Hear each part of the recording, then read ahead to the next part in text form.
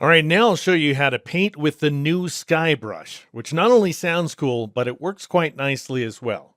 And so I want to bring your attention to the transition right here between this sunset sky and this woman's thigh.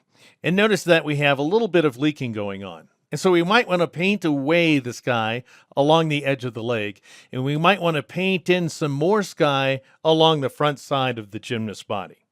And so if you want to make those kinds of changes, you can either edit the layer mask here inside the layers panel, or you can just start over again, which is what I'm going to do.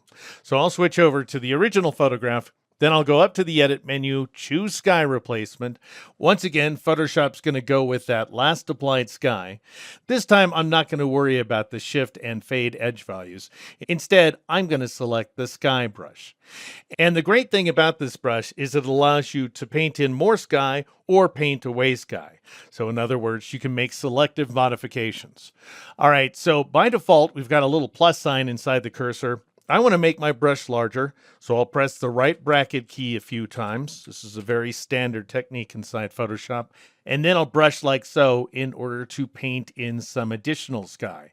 Now, it's going to be a little subtle, and that has a lot to do with the settings up here in the options bar. And so notice the mode is set to overlay. And as many of you may know, overlay is a standard masking function inside Photoshop. But notice that the opacity value is set to 50%. That is rarely useful in my opinion. You generally want to crank this guy up to 100%. And then notice if I were to click on this little brush icon, I'll see a size value, so you can modify the size here as well. I'll also see a hardness value that by default, at least for me, is set to 50%. I'm going to go ahead and take that guy down to 0% so that we have very soft edges. And then I'll go ahead and paint in some more. And you can see now I am making less subtle modifications and bringing back more of that new sky. Now, if you want to paint away the sky, then you can either switch to this minus sign up here in the options bar, or you can just press and hold the Alt key, at which point that little plus inside the brush will change to a minus.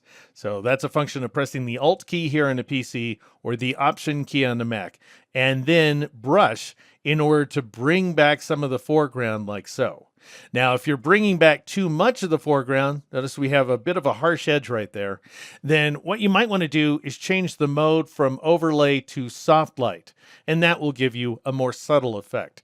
And now notice if I paint that sky back in, I get a softer transition. At which point, I'll go ahead and click OK to accept that change. And that's how you work with the new Sky Brush when applying the Sky Replacement command here inside Photoshop 2021.